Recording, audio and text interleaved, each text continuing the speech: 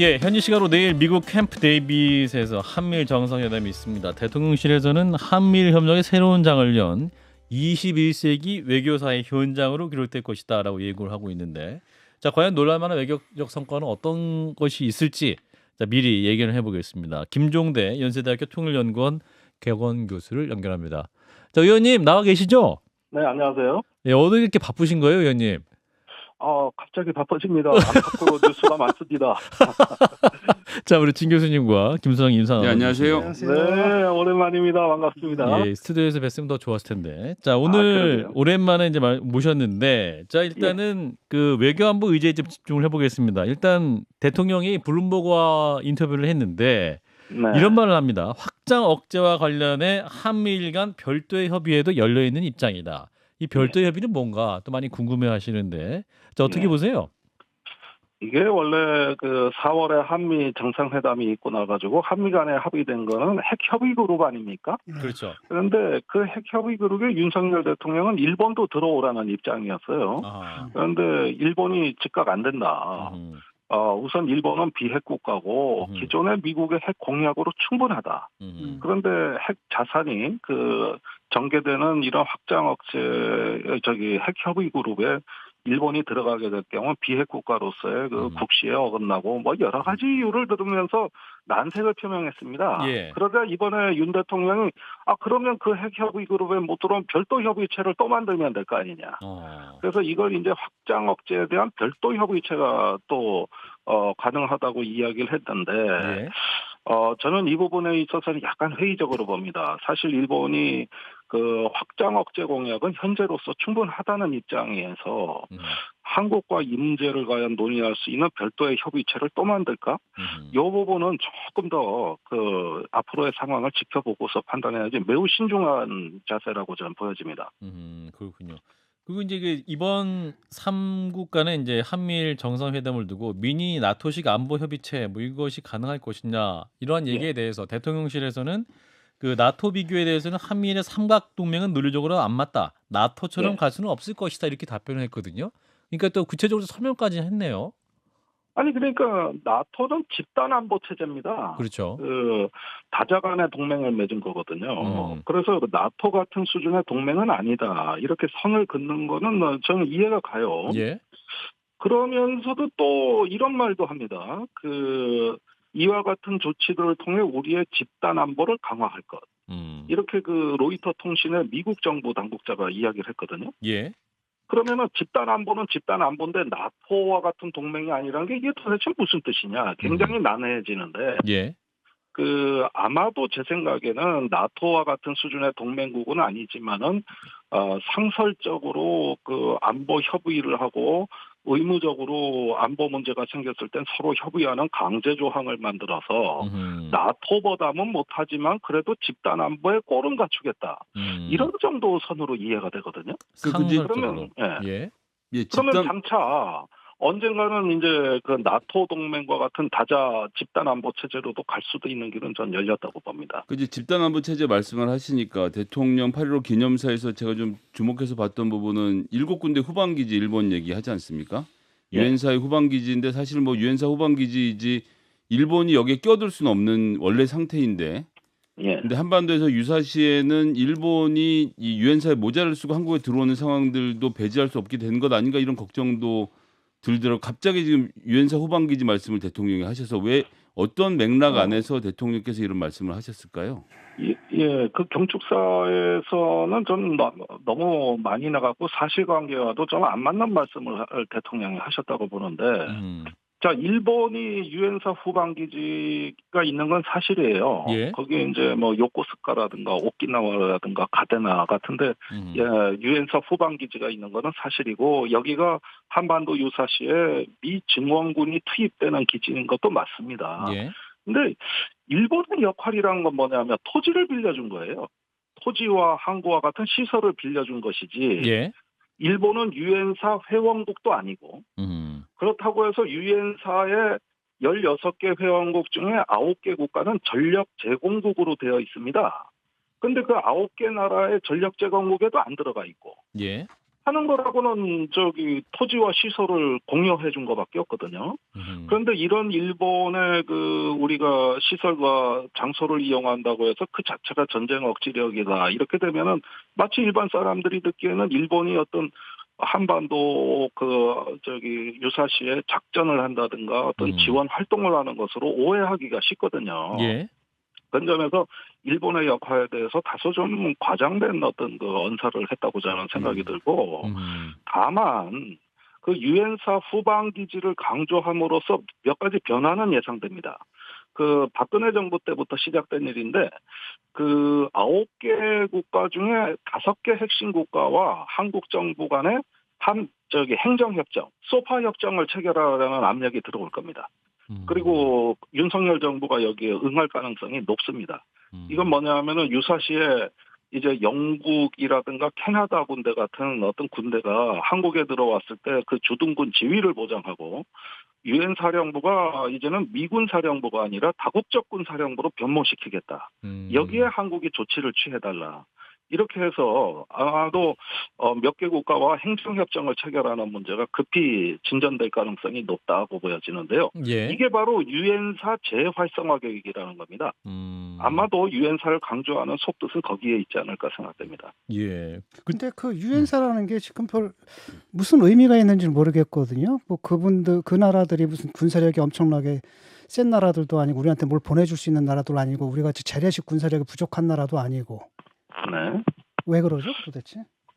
그런데 이제 미국이 한반도 정책을 이제 인도 태평양 전략의 맥락 속에 집어 넣으려고 하다 보니까 그렇죠. 최근에는 이제 유럽 국가들이 다 인도 태평양 전략을 자체적으로 발표하고 있고 예. 또 아시아로 회귀하고 있거든요.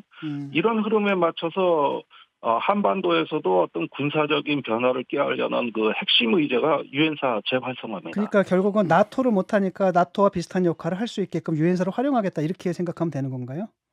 그 문제는요. 네. 아시아에서 나토와 같은 집단안보 체제, 동맹 체제는 만들 수가 없고, 예. 그 대신 소규모 협력 체제를 여러 개 만들어서 그걸 다 연결하겠다는 거거든요. 그러니까 한미일 협력, 또 유엔사를 통한 유엔사 회원국 강화, 그 다음에 오커스, 쿼드 이런 것들을 소지역 단위로 많이 만들어 가지고. 이건 미국이 다 참여하니까 이제 미국이 이런 소규모의 네트워크를 각각 연결하는 역할을 하게 되면은 전체적으로 인도 태평양에서도 어떤 하나의 네트워크형 동맹 체제가 출현한다고 보는 것이죠. 예. 그 중에 하나가 유엔사 재활성화 계획이다 이렇게 이해할 수 있겠습니다. 예, 교수님 근데 이제 가장 중요한 핵심은 뭐냐면 이제 이렇게 한미 군사 동맹이 작동되고 있는 상황에서 이 한미일 안보 협력 체제로 이제 재편이 될 경우에 예. 우리가 이제 군사적으로 정말 우리가 얻고자 하는 이익을 얻을 수 있을 것이냐. 더 구체적으로 가면 북한에 대한 핵 억지력이 작동됩니까? 북한이 무서워할까요? 아니 이미 한미 동맹에서 확장 억제가 다 있기 때문에 예. 무엇이 더 추가된다고 해서 북한의 의도를 바꿀 정도는 아니죠. 예. 그거는 아니지만은 이렇게 한번 생각해 볼 수 있겠습니다. 이제는 어떤 동맹의 목적이 북한으로부터 한반도를 방위한다는 이 한반도 방위 동맹의 성격을 이미 초월했다. 즉 다시 말해서 인도 태평양이란 지역 차원으로 확장된다는 거예요. 그러니까 남중국해 문제도 들어가고 대만 문제도 들어가고 또 러시아의 쿠릴 열도에 대한 어떤 영토 분쟁도 들어가고 이렇게 지역 차원 동맹이다. 이걸 뭐라 그러냐면 지역 안정 동맹이라고 하는 건데. 예. 이번에 이제 동맹의 성격이 한반도 방위에서 인도 태평양으로 이렇게 지역 안정 동맹으로 이게 진화한다는 거거든요. 예. 그러면 동맹의 성격이 광역화되는 거예요. 동맹의 이제 성격이 기존 수준을 초월하고 넘어서는 거거든요. 예. 그렇게 되면 참여 국가도 많아지고 또 집단 다자 간의 어떤 안보 협력 체계가 새로 구상이 되고 최종적으로는 이제 정책까지도 통일되는 것이죠. 그래서 가치, 목표, 정책, 비전 이런 것들 다 만든다는 것이죠. 근데 인도 태평양 차원을 확대가 되고 그러면 우리 입장에서는 뭐랄까요? 대만 문제라든지 그리고 또한 이제 일본과의 관계가 더 군사 동맹 수준으로까지 가까워지게 되면 북한과 혹은 또 중국, 러시아를 더 자극할 수 있는 거 아닙니까? 리스크만 더 생기는 거 아니냐? 이런 생각도 할 수 있을 것 같은데요. 그래서 앞으로 한반도 문제는 남북한 간의 문제를 초월해가지고 예. 어떤 지역에서 미국, 중국, 일본, 러시아 같은 강대국 정치의 프레임으로 다시 짜질 겁니다. 한 가지 예를 들어보면은 만약에 대만이나 남중국해에서 무슨 문제가 생겼다. 예. 그럴 때 미국이 한미일 삼각 안보 협의체를 소집하면 응해야 되는 거예요. 이건 의무사항으로 넣자는 겁니다. 이번 회담을 통해. 예, 그렇습니다. 그래서 의무사항으로 들어간다는 거는 이제 각자의 어떤 책임과 역할 또 어떤 그 규칙이 주어진다는 의미이기 때문에 이건 유사동맹에 가깝거든요. 예. 그렇게 되면은 지금의 동맹하고는 확연히 달라진 어떤 그 지역 동맹으로 이게 나아가게 되고 여기에 이제 북한, 중국, 러시아는 또 그에 어떤 맞대응을 함으로써 말 그대로 지역에서 지정학적 충돌의 단층선들이 하나씩 그어지게 되는 이런 어떤 그 하나의 어떤 현상 변경이라도 할 수 있겠습니다. 그래서 이제 영국 파이낸셜 타임즈 보도를 보면 이제 이번 정상회담을 통해 한일이 공격을 받을 경우 서로 협의를 의무화하는 역사적 공동 성명이 추진되고 있다. 이런 보도가 있는데 그러면 이게 사실이면 일본이 공격되면 우리도 일본 도와줘야 된다. 이런 의미로 해석될 수 있는 겁니까? 예, 일단은 협의라는 굉장히 느슨한 표현을 썼지만은 예. 사실 의무적으로 이제 협의하고 이거는 파이낸셜 타임즈 보도와는 달리 예. 한일 양자 간의 아니라 한미일 3자 간의 협의를 의무화하는 것으로 공동 성명이 나올 것 같아요. 예. 그런데 이렇게 되면 협의라고 하는 게 과연 어느 수준의 협의냐 이런 게 문제가 되는데 예. 지금 한미일 간에는 공동 군사 훈련을 정례화하고 또 숫자를 늘리고 이렇게 하면서 미사일 방어라든가 또는 대잠수함 작전에 있어서 군사 기술적인 통합이 이루어진단 말이죠. 예. 그렇게 되면은 그 협의라고 하는 것은 기존의 군사적인 인프라 위에서 이제는 어떤 공동의 교전 수칙을 제정한다거나 또는 유사시에 공동 대응 시나리오를 미리 짜놔서 이후에는 공동의 군사 행동까지도 유추할 수 있는 이러한 기반을 현재 여러 가지로 구상 중인 것으로 보이고 이미 미사일 방어에서 정보 공유라는 뜻이 바로 거기에 있다. 그냥 뭐 미사일 경보 정보만 공유한다? 이거 아닙니다. 예. 이게 아니라 미사일 방어는 평상시에 너무나 분초를 다투는 신속성을 요구하기 때문에 예. 평소에 훈련을 통해 가지고 사전에 의사결정을 해놓는 것이죠. 그러다 보면 공동의 교전 수칙까지도 이제 만들게 되는데 이거는 이제 그 유사시에 한미일이 공동 군사 행동을 하기 위한 어떤 하나의 그 규칙, 질서를 마련하는 이런 단계까지 나아가려는 의도로 보입니다. 그럴 경우에는 제가 궁금해진 건 아까 전에 대잠수함 말씀도 하셨는데 사실은 한미일 중에서 대잠수함 그러니까 SLBM이 주로 목표가 되겠습니다만 북한이 SLBM으로 공격할 때 이걸 가장 먼저 빠르게 탐지할 수 있는 것은 일본 해상자위대다라고 뭐 평가를 받고 있는데 그럼 이렇게 한미일이 국경을 넘어서 동해안에서도 훈련하는 그런 미래도 다가오게 되는 겁니까? 그런데 북한의 SLBM이 미사일은 개발이 됐지만 잠수함이 개발이 안 됐어요. 그래서 지금은 북한 잠수함이 과연 어느 시점에 그 원해로 나와가지고 SLBM을 발사할 능력을 갖게 되느냐. 전 시간은 좀 남아있다고 봅니다. 예. 반면에 중국과 러시아는 지금도 됩니다. 아하. 그러니까 이 대잠수함 훈련을 한다고 할 때 이것이 이제는 한반도 방위 동맹이 아니라 지역 동맹이라 그러면은 여기에는 중국, 러시아가 다 포함되는 거예요. 예. 그리고 현재 미국이 중국에 대해서 가장 심혈을 기울이는 분야가 해상에서의 진출을 차단하는 거거든요. 그러면은 대잠수함 작전에 있어서도 이거는 북한을 잡는 닭 잡는 칼이 아니라 강대국을 상대하는 소 잡는 칼이다. 그래서 칼이 이게 단순히 아직까지 그 실전에 배치되지도 않은 북한 잠수함을 상대로 해가지고 이런 이렇게 어떤 합의를 한다는 건 좀 저는 넌센스라고 보고요. 알겠습니다. 그다음에 더 중요한 건 미사일 방어입니다. 예, 역시 그 한미일이 미사일 자산이 비슷합니다. 사드, 패트리어트, 또 뭐 엑스밴드 레이더. 예. 이런 어떤 그 한미일이 삼국 간에 유사한 자산을 갖고 있기 때문에 지금부터 할 거는 인터오퍼러빌리티, 즉 상호 운용성이라고 해서 기술적으로 연결해 들어가는 거예요. 그렇게 보면은 성주의 사드 레이더가 일본의 엑스밴드 레이더하고 연결될 가능성이 아주 높고, 또 인공위성 정보라든가 각종 정찰기에서 나오는 데이터를 공동으로 이제 활용할 수 있는 정보 공유 문제가 또 그렇습니다. 이거 굉장히 높은 수준의 그 군사적인 일체화를 향해 가는 거거든요. 예. 예, 그러면은 윤 대통령이 가장 강조하는 게 뭡니까? 미사일 정보의 실시간 공유라 그랬거든요. 예. 예, 또 정찰 자산의 어떤 그 상호 협력이라고 했기 때문에 예. 이 분야가 가장 빠르게 일어날 거다. 예. 결국은 정보 공동체로 간다.